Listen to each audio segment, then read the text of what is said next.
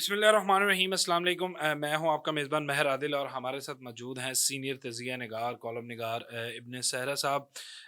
नाज़रीन, जंगी हालात पर बात करेंगे इस वक्त जो पाकिस्तान और ख़ित्ते के अंदर ख़ुसूसी तौर पे जो सूरत हाल बनी हुई है उसके हवाले से एक पहलगाम फ़ॉल्स फ्लैग ऑपरेशन के बाद जो है बड़ा एक हंगामा किया जा रहा था, लेकिन उसके बाद चीज़ें जो हैं वो बड़ी डिफरेंट किस्म की नज़र आ रही हैं और हालात जो हैं वो जो 1-2 दिन पहले जिनके लिए साज़गर थे, उन्हीं के ऊपर उँगलियाँ उठ रही हैं। इसी हवाले से बात करने के लिए मौजूद हैं हमारे साथ। बहुत शुक्रिया इब्न सैयद साहब, आपने टाइम दिया।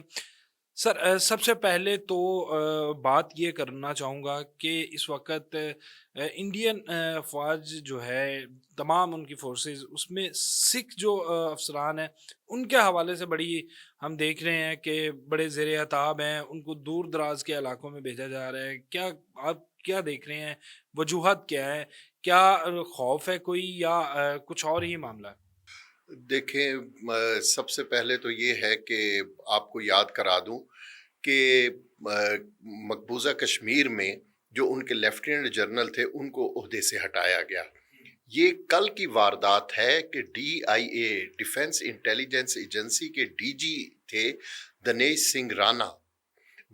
सिंह राणा को उनके ओहदे से हटाकर उन्हें काला पानी भेज दिया। और ये मुहावरतन काला पानी नहीं है।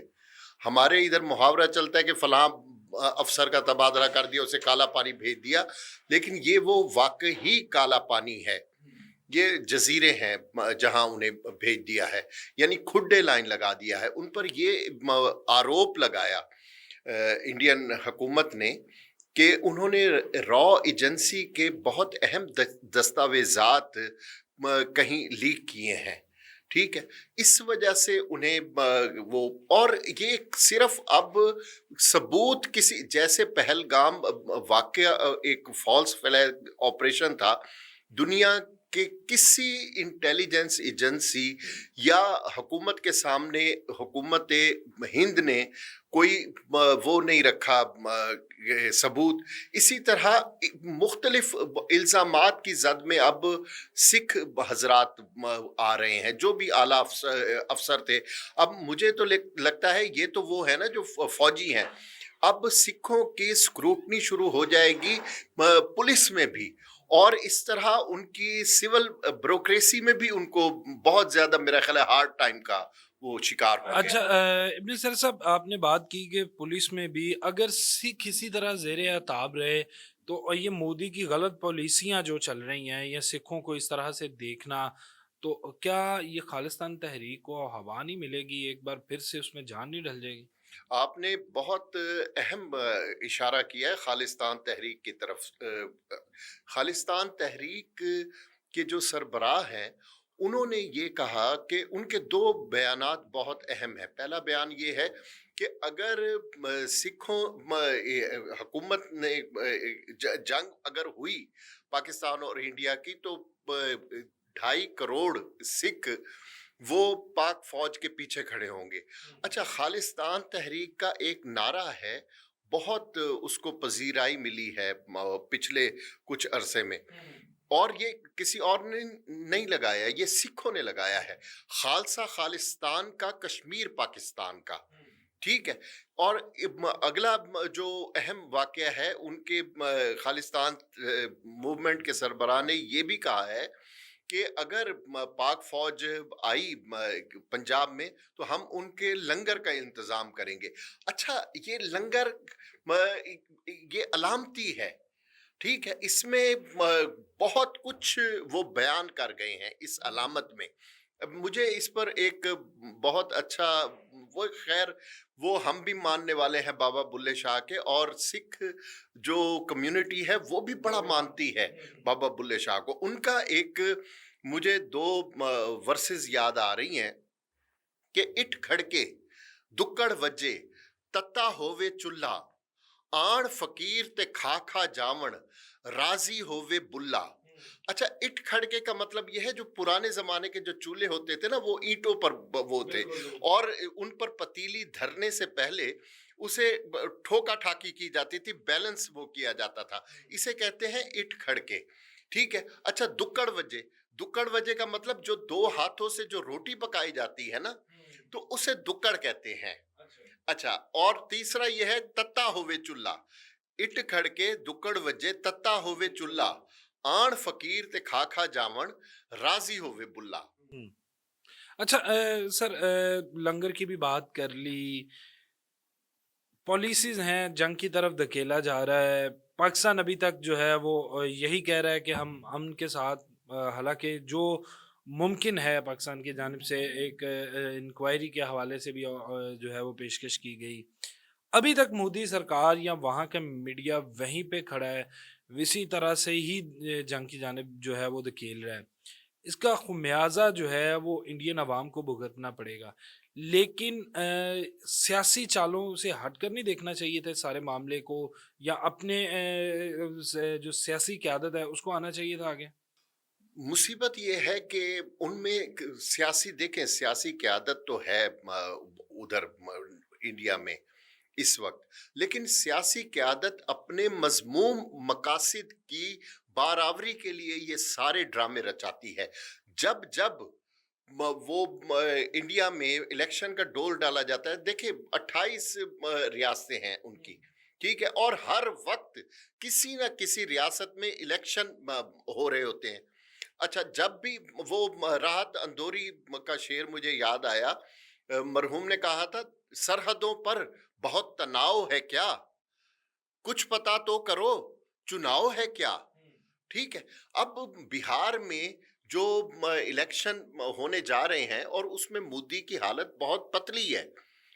इस ये ड्रामा इसी वजह से रचाया गया, और इस ड्रामे में मोदी का जो गोदी वो है मीडिया, वो पूरी तरह से उनका वो एक हिजान ज़दा, एक तशन्नुज ज़दा, ठीक है, वो आप देखें उनके मुंह से झाग निकल रही होती है, रालें बह रही होती है, उनको उनको समझ नहीं आती कि उनके बोलते हुए लंबे लंबे दांत हों जिससे वो पाकिस्तान को चबा जाएं।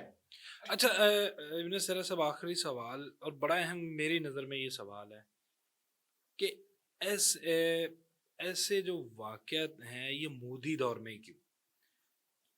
कांग्रेस भी हुकूमत करके गई, मनमोहन सिंह का दौर था, लेकिन अगर पुलवामा देखा जाए इलेक्शन के करीब मोदी दौर, अगर ये पहलगाम देखा जाए इलेक्शन और मोदी दौर में ही क्यों ऐसे वाक़यात जो है वो रुनमा होते हैं? देखिए, समझने की बात ये है कि कांग्रेस जो है ना, वो सेकुलर एक जमात थी, और उसने शुरू ही से गांधी हो, आन जहानी नेहरू हो, उन्होंने सेकुलर इंडिया का नारा लगाया था, और वो जमात इस बात पर कायम भी है। और सेकुलरिज्म क्या है कि आप, मुल्क रियासत सबकी है, मजहब अपना अपना है, आप जहां भी, ये हिंदुत्व जो है ना, इंतहा पसंद तंजीम, और उसका सियासी जो चेहरा है बीजेपी, वो सियासी कम और पुरतशद्दुद और जनूनी ज्यादा हो गया है। अब वो पूरे भारत को, अब उनका नारा क्या है, वो ये कहते हैं कि अगर अब आपने हिंदुस्तान में रहना है तो आपको हिंदू बन के रहना हो। और सिर्फ वो देखें, सिर्फ वो पाकिस्तान मुसलमानों को ही नहीं निशाना बनाते, वहाँ कोई भी कम्युनिटी, ईसाई कम्युनिटी पर हमले होते हैं। इसके अलावा जो और दीगर जो कम्युनिटीज़ हैं दीगर जो हिंदू कम्युनिटीज मज़हब हैं, से ताल्लुक़ नहीं इवन है। इवन जो हिंदू पिछड़ी जाते हैं, ठीक है, शूदर हो गए, दलित मलिच्छ हो गए, उनको भी वो इंसान नहीं रहने देते, ना समझते हैं। इस वजह से अब जो देखिए, हिंदू जब हम कहते हैं ना, हिंदू बहुत अच्छी कौम है, लेकिन उसमें अगर मजहबी जनूनियत आ जाए तो वो फिर पुरतशद्दुद कार्रवाइयां भी करते हैं, और उनका चेहरा, उस पूरी कौम का चेहरा मस्क हो जाता है। अब ये मैं आपको बताऊं कि किसी ने, ये जो पहलगाम वाक़े में भी उन्होंने यही ड्रामा रचाया कि मजहबी शनाख्त पूछी, मजहबी शनाख्त, ये क्योंकि ये स्क्रिप्ट का हिस्सा था, और थर्ड क्लास किस्म के स्क्रिप्ट का हिस्सा था। हालांकि इसमें दहशत गर्दों का कोई मजहब नहीं होता, उनका सिर्फ वो होता है, वो अपना एक एजेंडा وہ تشدد سے معاملات کو، حالات کو اور پوری ریاست کو کنٹرول میں لانا چاہتے ہیں، اور میرا خیال ہے کہ مودی بہت بری طرح ناکام ہوگا۔ بہت شکریہ ابن سرا صاحب، آپ نے جو ہے وہ وقت دیا یہاں پر۔ جو ہے ہم اپنی افواج کو، اپنے لیڈران کو جو ہے وہ سلیوٹ پیش کرتے ہیں کہ انہوں نے انتہائی جو ہے وہ ذمہ دارانہ طریقے سے اس سارے معاملے کو دیکھ رہے ہیں، کوئی اس طرح کے نہیں۔ اور بلکہ نہ صرف ہم بلکہ پوری دنیا جو ہے وہ اس بات کی داد دے رہی ہے کہ ہمارے جو پاکستان کی افواج ہیں انہوں نے انتہائی پروفیشنلزم دکھایا، نہ ہی کوئی اشتعال انگیزی کے اندر آئے، نہ ہی کوشش کی، لیکن جو سب سے اہم بات کہ کسی بھی اشتعال انگیزی کا جواب دینے کے لیے، منہ توڑ جواب دینے کے لیے وہ ہر وقت تیار ہیں۔ نہ صرف وہ تیار ہیں بلکہ یہ عوام بھی ان کے ساتھ کندھے سے کندھا ملا کر کھڑی ہے۔ اور خدا نہ خواستہ ابھی تو یہی ہے کہ پرامن طریقے سے حالات جو ہیں وہ سازگار ہوں، امن طریقے سے ہی ماحول بہتر ہو، امن آئے۔ لیکن اگر کوئی اس طرح کی شرارت کی گئی تو پھر وہی بات کہ دنیا یاد رکھے گی کہ پاکستان ہے اور ایک انڈیا تھا۔ اس کے ساتھ ہی مجھے دیجیے اجازت، اللہ نے کے بعد۔